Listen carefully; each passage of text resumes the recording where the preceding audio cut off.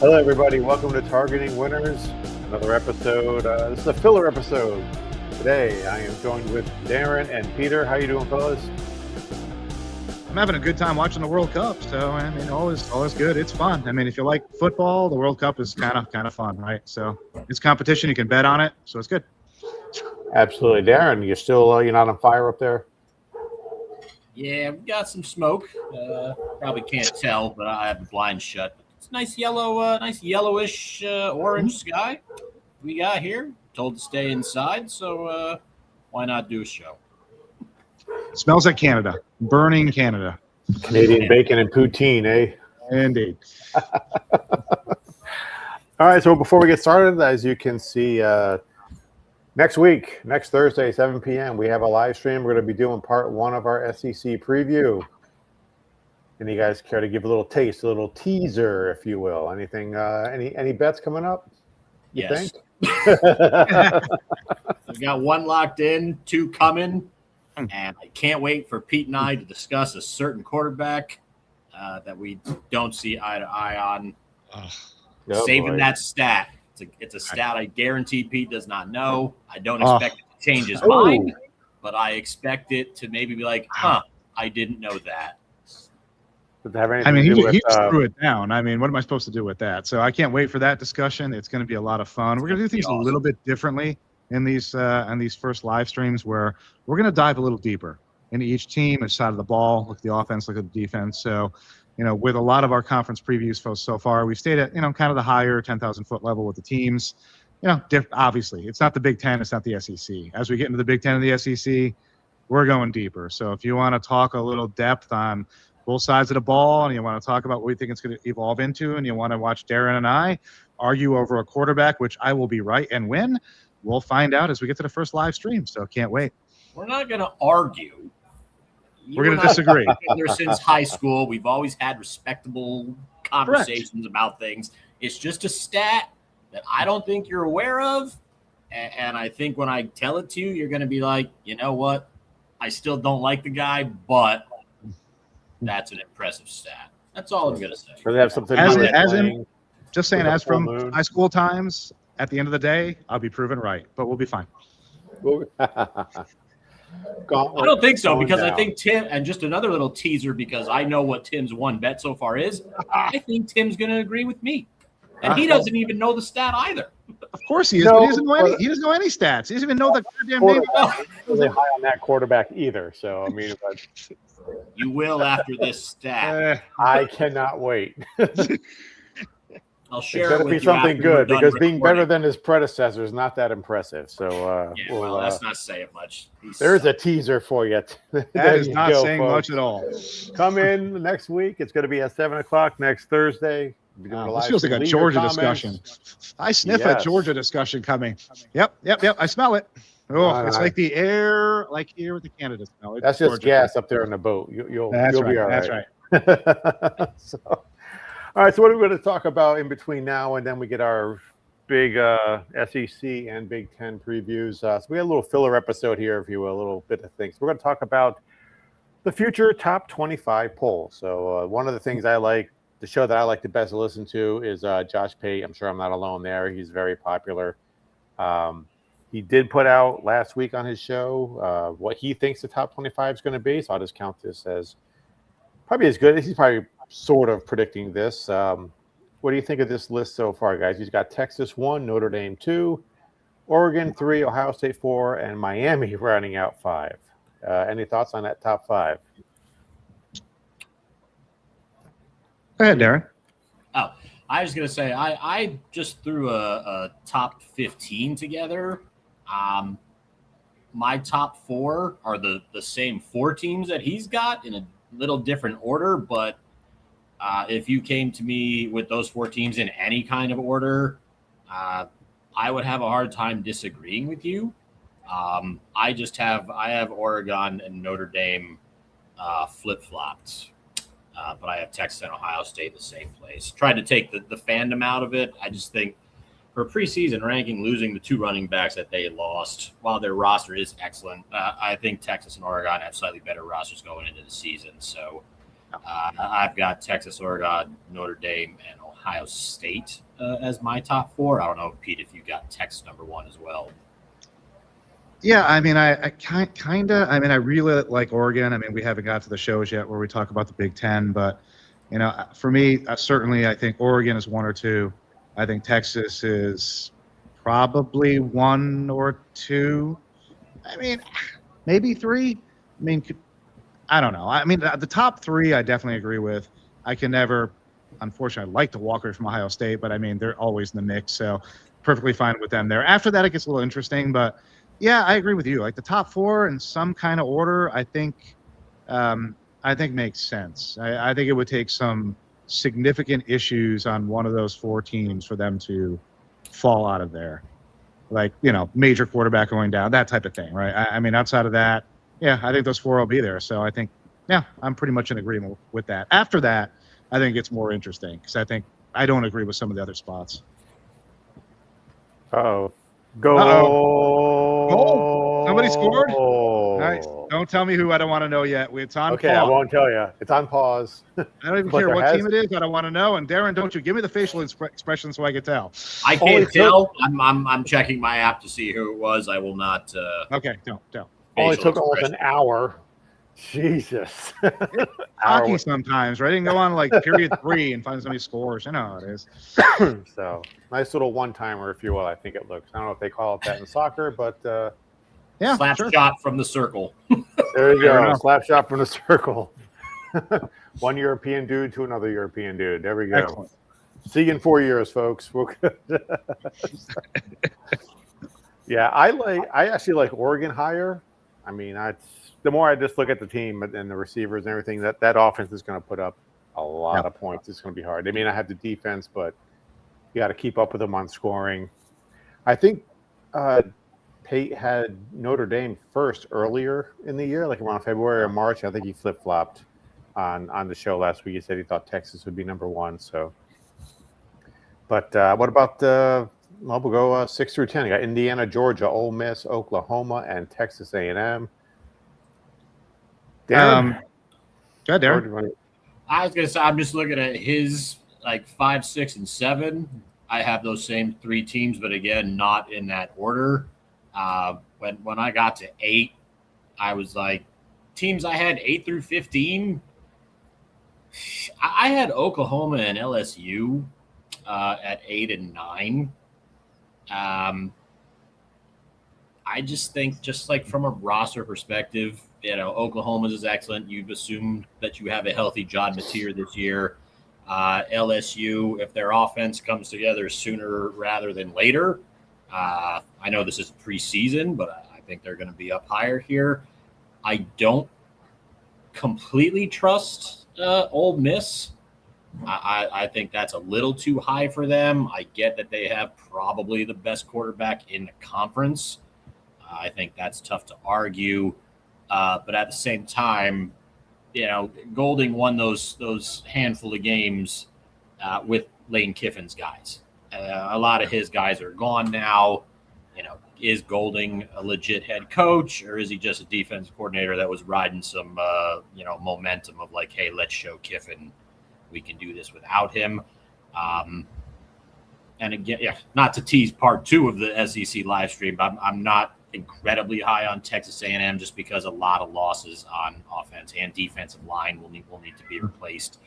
But other than that, most of those teams, like if you go down USC, LSU, Alabama, BYU, I have all those in between 9 and 15 as well. But just those 2, I think you might have a little too high.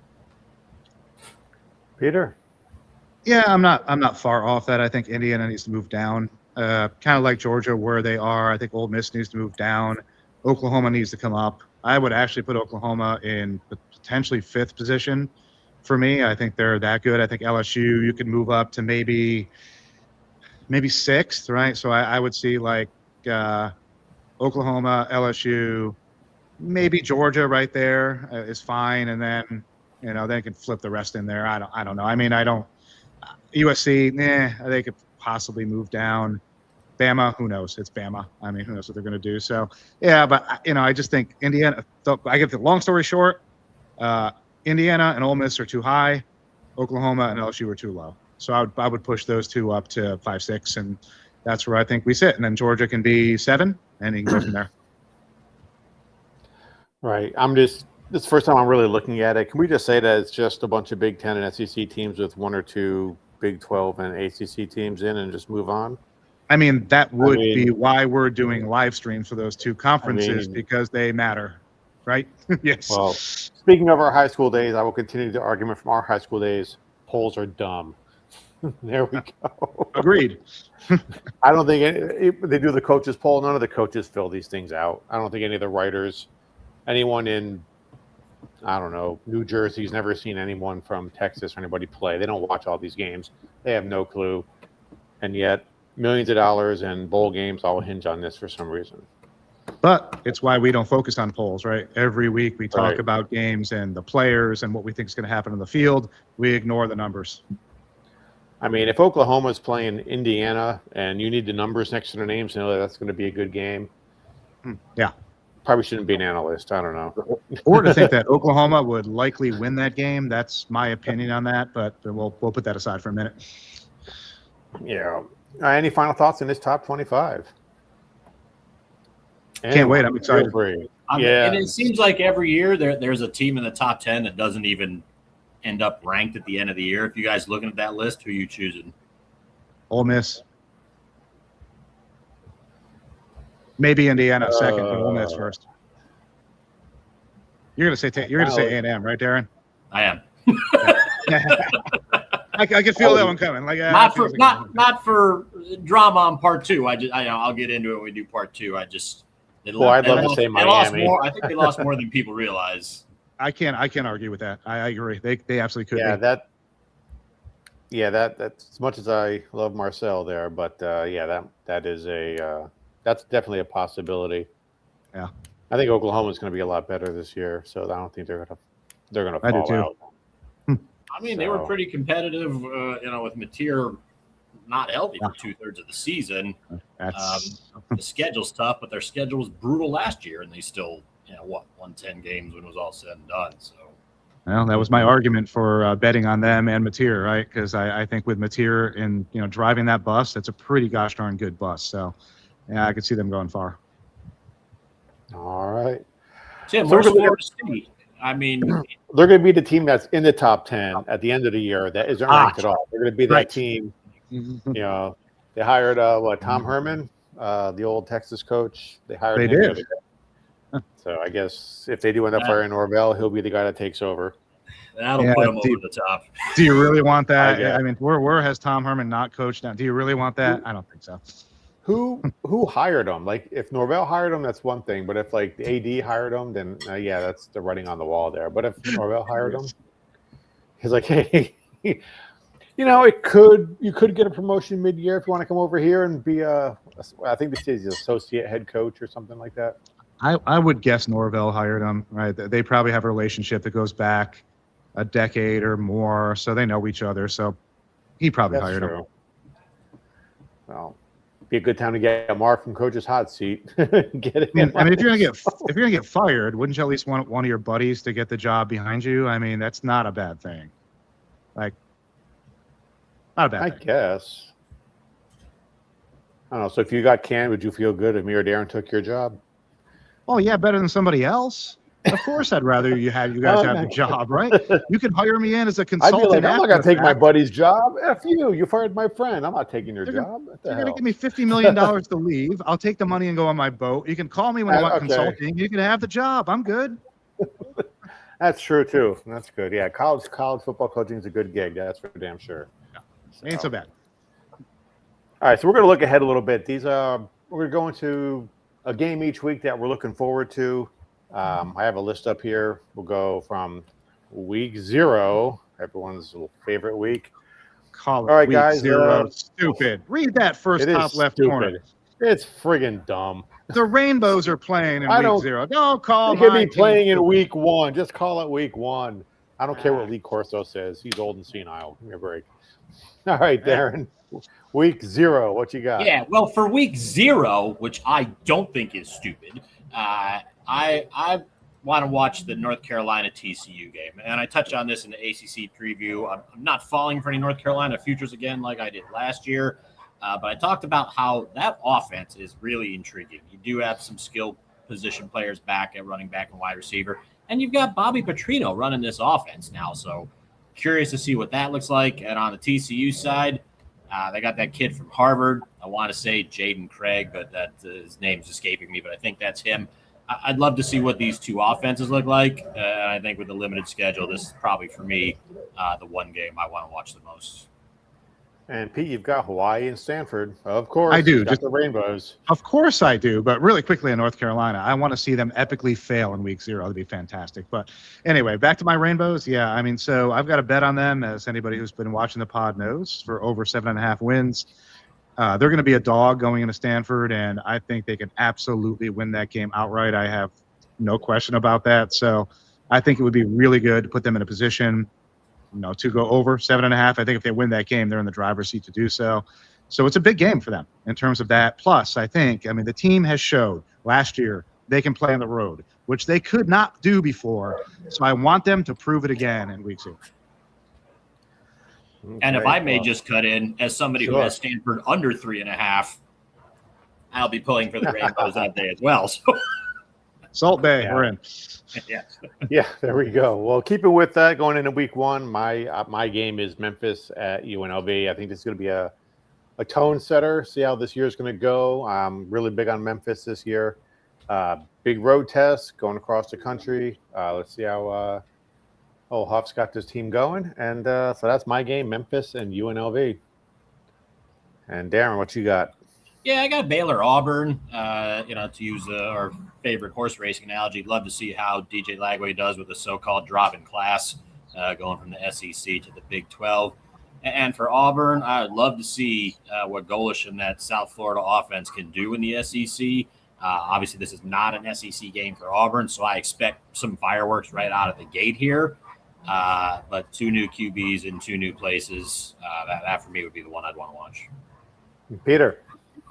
Excellent. Well, I took what I'd consider the game in week number 1, which is Clemson and LSU. It could be an epic game, right? We'll see how this plays out. The reason I chose it specifically, though, is because if you've been listening, I have an LSU bet to win the national championship. So I certainly expect that LSU will stand tall at home and win this game, but it will be a major test for them. So I want to see them pass this test, look awesome doing it, because then I'll feel much more comfortable with my bet. So that's my game. All right, moving on to week 2. Mine's easy. I mean, Ohio State and Texas. I'm already leaning towards the under in this game. So, but yeah, easy. Got Arch Manning, got Ohio State. Tough game last year, going into this year, and very easy pick. Ohio State at Texas. And Darren, what you got?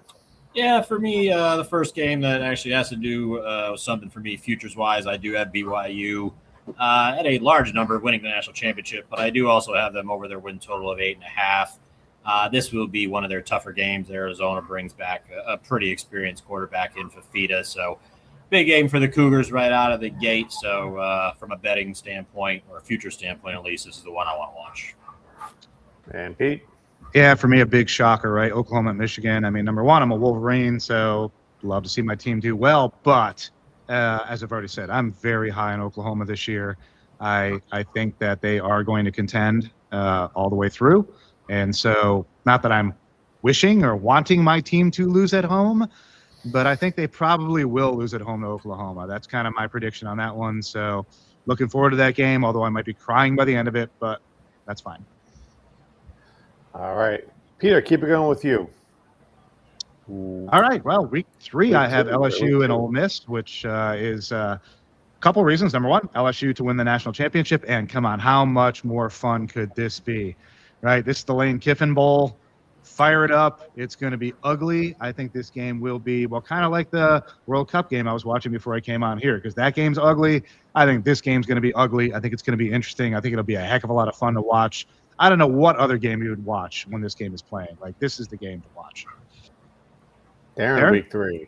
Yeah, that was kind of like, yeah. I mean, we've been talking about that game all summer long, but I figured I'd try to be a little bit different here. Houston at Texas Tech, I think is an excellent game to watch. It could be Will Hammond's first game starting at QB.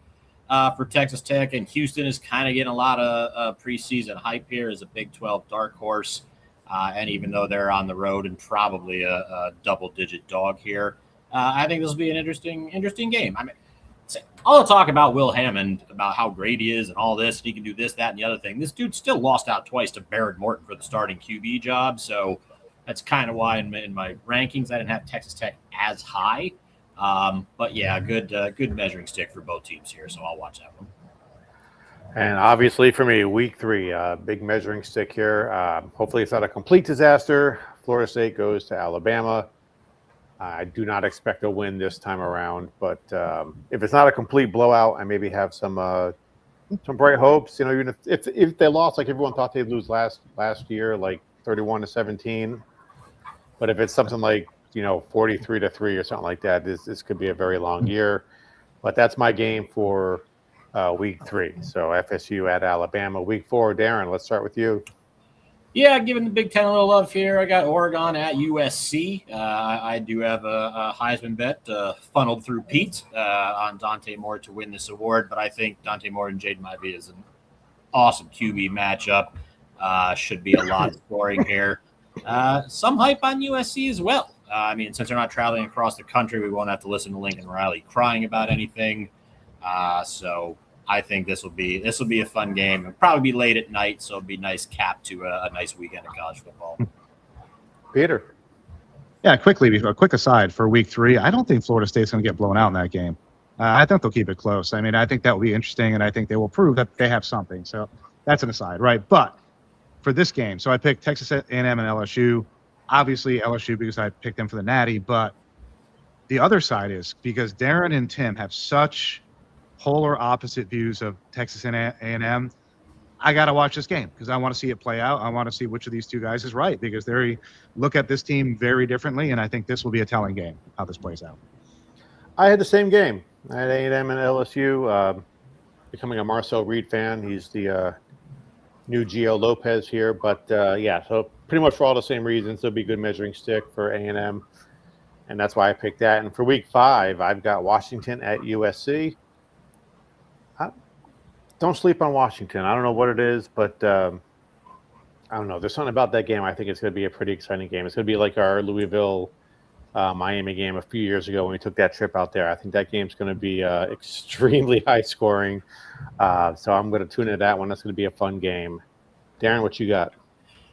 I have Penn State at Northwestern. I know that's probably not the most exciting game on the schedule, but I believe this is a Friday night game where Northwestern is actually opening their brand new stadium. I believe it's the first game here. Penn State with a relatively easy conference schedule, and by that I mean there's no Indiana, Oregon, or Ohio State on it. I have a feeling if Penn State's going to trip up somewhere, it's going to be here. Not calling for the upset right away, but it wouldn't surprise me if Northwestern somehow pulls this one out. Ooh, upset alert almost. Peter, what you got week 5? Yeah, moving out of the kind of big conference side of here, Arkansas State and Louisiana.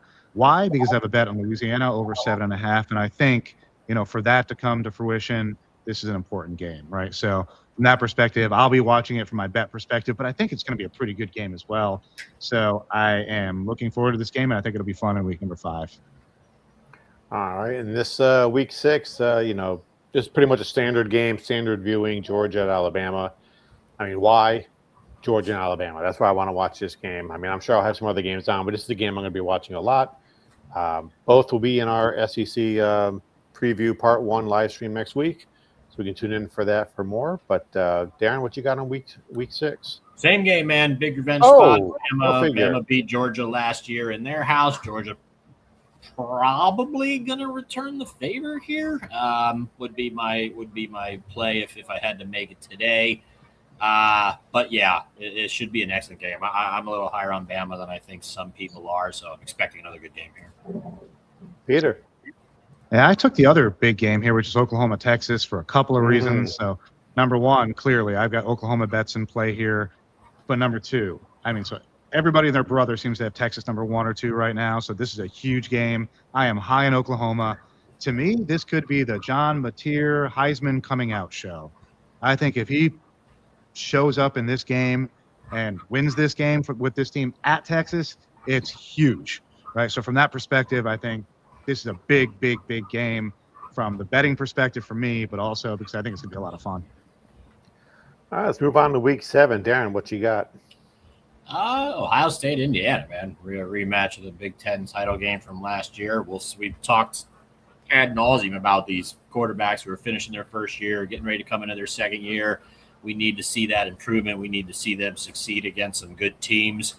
I don't think Indiana is going to fall off a ton. I agree with Pete. They're not. I don't think they're going to sniff repeating, but I don't think they're going to be that horrible because I'm at the point where whatever Signetti does, yeah, man, I'm on board. Dude obviously knows what he's doing.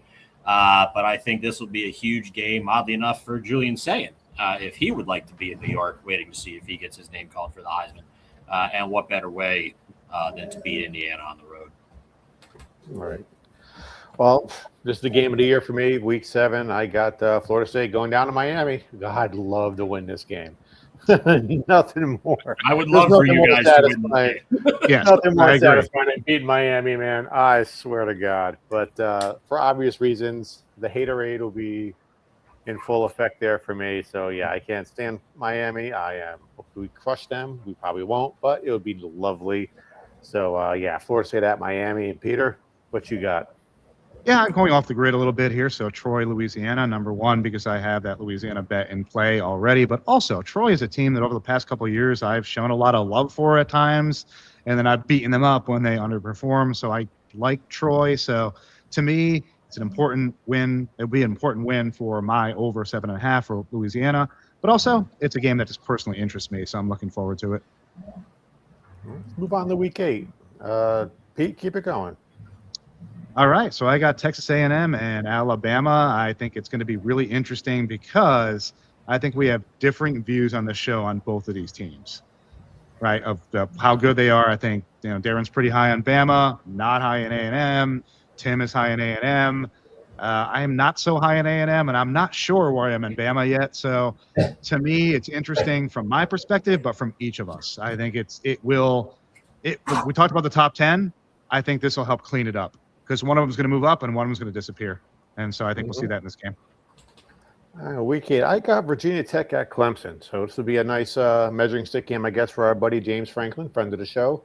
We'll see. He's got to be on the road. His reputation playing good teams on the road. So here's a good spot for him to prove us wrong or see if we can start a new trend at Virginia Tech. So I got Virginia Tech at Clemson, and Darren, round it out. Vanderbilt and Kentucky, because all three of us are going to be there. So that was kind of like a cop-out answer. Great game. But again, despite that, Jared Curtis against Kenny Minchey, 2 young, highly touted quarterbacks. By that week in the season, they should both have their feet under them, and I'm expecting quite an electric atmosphere Saturday night there in Lexington. We're going to move into week 9. It was a tough choice for me. I know they have Merrimack at Wake Forest. I mean, that's a game nationwide. Everyone's going to be tuning into that one. But I've decided to go Clemson at Florida State. So there we go. Obvious reasons. I had Clemson in back-to-back games for back-to-back weeks, rather. But, let's see if we can get some more ACC wins this year than we had last year, please, for the love of God. So, we'll see what's going to happen here when Clemson comes to town. And, Peter, what you got for week 9? Yeah, I've got South Carolina, Oklahoma, largely because, I have this Oklahoma bet in place, and to me, this is a critical win. A game they cannot lose. They must win this game. It's at home. They should win this game, but this is a must win. So from that perspective, unless they've already flamed out on me, this is a big deal game, and I'll be watching it. D. I'm Darren, by the way. I think you said D. I said D, not P. Sorry, I'm old. I'm hearing it. We're all old. I can't hear it. I also have Clemson, Florida State, because I honestly think the loser of this game is losing their job as head coach. That's literally the reason why I have it on here. I think if Florida State loses, Norvell will probably be gone the Sunday after. I think if Clemson loses, I think Sweeney's going to go at the end of the year. So I think one way or another, the loser of this game potentially, well, I don't want to say not make a bowl because it's only week 9, but I think the loser here's head coach is probably done at their current program. That's the only reason I have it on there. Damn. Darren, cutting teams from the top 25, getting coaches fired. Got a busy show. Everybody needs a hobby. All right, let's move on to week 10. I got Michigan at Oregon. I think this game's going to be a great game, especially if Michigan's quarterback starts to get a little bit better than he was last year. Obviously, got a lot of talent. The 2 time zone thing comes into effect, but I don't know. I think Oregon might sneak up, or not sneak up. They're ranked 3rd, but I mean, I think they're going to. God, I almost want to bet them for the national title, but I'm not going to. But the more I look at Oregon, the more I like Oregon this year. So this is a game I'm going to want to watch. Darren, do I really need to explain my choice? I hope your team wins this choice. This is my one fandom option. If you're a Notre Dame fan, you have been looking forward to this game since you knew when it was. That's all I really have to say. I mean, I don't understand the whole revenge tour thing. I mean, I think this is just the one game Notre Dame really wants to get. I think this could be an undefeated matchup going in. I mean, what needs to be said here? That's mine. And this is like one of the best weeks. You could pick one of like 8 games here, and I'd be okay with that. But this one for me, fandom took over. So gonna wear out the multi-view this week for sure. Peter, what you got? Yeah, so I have another fun game that happens every year, which is BYU Utah. Always a good game. Always exciting to watch. Looking forward to it. I do have a BYU bet to win the Big 12 in the background here. So that matters. But regardless of the bet, this is always a fun game, right? It's an interesting game to watch. There's a lot of back angles to it. So looking forward to it. Can't wait. And week 11, I went off a little bit. Got Louisville, North Carolina. It'd be funny to see how the team North Carolina progresses. A lot of high hopes for Louisville this year. Let's see how the path of both teams. This game may change, but right now, if both teams, or if North Carolina improves enough and Louisville has the year a lot of people think they're going to have, this could be a good game here. So I like Louisville hosting North Carolina in week 11 as a good game to watch. Darren. Yeah, Ole Miss at Oklahoma. I mean, there could be SEC title implications here, playoff implications here, Heisman Trophy implications here. This game could have tons of things at stake. So you see Ole Miss and their high-flying offense against Oklahoma, who should still have one of the top defenses in the country. Great clash of styles. I definitely want to watch this one. And Pete? Yeah, so I got Baylor BYU and this one so obviously I've got a BYU bet over. I also have a Baylor bet over. So I mean I got 2 bets going in this game, which is really interesting. So how can I not watch this game? I mean there's nothing either way. I'm getting an outcome either one wins that supports me. So it should be fun. I think because I like these 2 teams and I expect it to be a good game, it will be interesting. So that's why I picked it. All right. Let's go into week 12. Darren, what you got going on in week 12? Yeah, Pitt Louisville. I do have Louisville to win the conference. And much like Tim, your week 11 game, I like that because if there's one thing we do know about Jeff Braun and Louisville, there's one game that he just inexplicably loses like every year. It could be that week 11 game, Tim, that you have. It could also be this home game against Pittsburgh. It's a game they should win. But these are usually the games that Louisville loses. So if my bet's not sunk before that, there's a very good chance it could be DOA by the time this game takes place. But that will be the one that hopefully I will have interest in watching because Louisville will still be alive. So that's my choice. And for me, I got NC State at Florida State. This is a team that always, even when we're at our best, they always give us a headache. But it's also see where the team's going. Hopefully they have at least a bowl game locked up already by this point, maybe even 7 wins. See what the team's going to look like for the future. See if Norvell or Herman is on the sideline. See what's going on there. So kind of morbidly, but I'm looking forward to NC State and Florida State and see what the hell's going to be going on with my team for years to come. And Pete, what you got? Yeah, I got A&M Oklahoma for obvious reasons. Number 1, Oklahoma bet, and number 2, as I said before, we've got differing opinions on A&M here, so we're going to find out in this game, if they're not already dead, what they can do. So this is a big-time must-win for Oklahoma. Regardless if A&M is as good as we think they are, or just a little lesser than that, they're still a really good team. So this is a big deal for Oklahoma. Need to win this game, so I'm excited for it. And finally, week 13. I'm going to go first because you guys actually have games. This is the best weekend, because you got Thanksgiving, and then you got all the leftovers you can handle for the next couple of days. I've got 2 TVs in my bedroom. I'm going to have the multi-view on one, another game on another. It's just going to be an extravaganza all day. I am looking forward to watching every single game on the menu. I'm going to watch every single game. It helps a little bit that Florida and Florida State is on Friday, so that opens up another spot on the multi-view throughout the day. But yeah, I'm going to be watching all of these games. I cannot wait for that day. It's the greatest weekend of the year. Peter, now let's move on to you. Yeah, I guess I'm going a little less exciting and more to a specific game for me. So Miami, Ohio, and Western Michigan. I've got a Western Michigan bet over 7.5. Love some action. Looking forward to watching some of these games. So I had a jump on this one outside of the obvious games, which are really big this weekend, which I've decided just to pass on because they're obviously big. So Darren, you're up.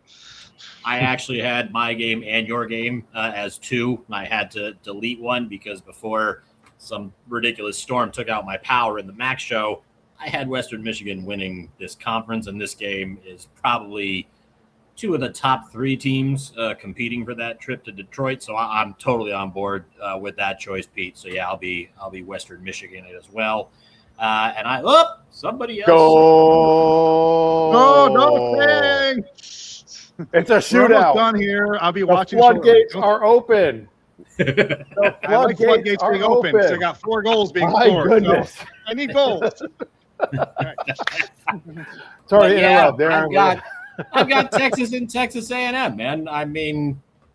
You guys all know my thoughts on A&M. This is a game where I'll be gladly proven wrong if A&M steps up and does what they couldn't do last year, and that was score more than 3 points against the Longhorns. The Longhorns just have, I think, the best roster in football going into the season. Whether it's still that way here in Week 13, I can't say with any certainty. But this is a Texas A&M game. Prove me wrong. This is a game that Texas could need to possibly be in playoff consideration because their schedule is indeed brutal. They probably do not want to pick up a 3rd loss anywhere. If they're 9-2 going into this one, you're probably going to see pretty close to their best effort. So definitely excited to look at this one and then come back on the Week 13 recap show where Tim shreds me when Marcel Reed throws for like 400 yards and 5 touchdowns. Don't forget a couple 100 yards rushing too. There we go. Well, did you like at least how I started out saying how Week 11 is stupid and then Week 13 I got the best day of the year? Yep. That's what's great and frustrating about college football. There's so much greatness and yet so much stupidity, but the greatness outweighs it. So that's why we love college football. So any final thoughts as we wrap up? Bro, 45 days out. It's 8 days from live stream, man. Show up, comment, go to our YouTube channel homepage. You can see the teams that we're going to discuss next Thursday night. Whether you love them, whether you hate them, show up, give your thoughts, help the betting community out. Like Pete said, we don't give a shit who the 3rd string right tackle is. We're not going that hardcore. Just some guys that we think could be difference makers for these teams in the upcoming season. Looking forward to it. So if you like this video, subscribe. If you have the ability to hype the video, do that as well. That certainly helps us out. Thank you all for watching. Pete, nice little short video here. Pete, what you got? Nothing. Just saying it was great. So, yeah, excited. You just can't wait to watch your bet for the World Cup. You want to see what's going on. I need to get back in there, so let's go. No, let's delay this a little bit more. Let's talk about something else. Why don't we? Yes. Well, look at the time. Thanks for listening, everybody. Don't forget, next Thursday, 7 p.m., our SEC Part 1 of the SEC preview next Thursday at 7 o'clock. Thank you for listening, and we will see you next week.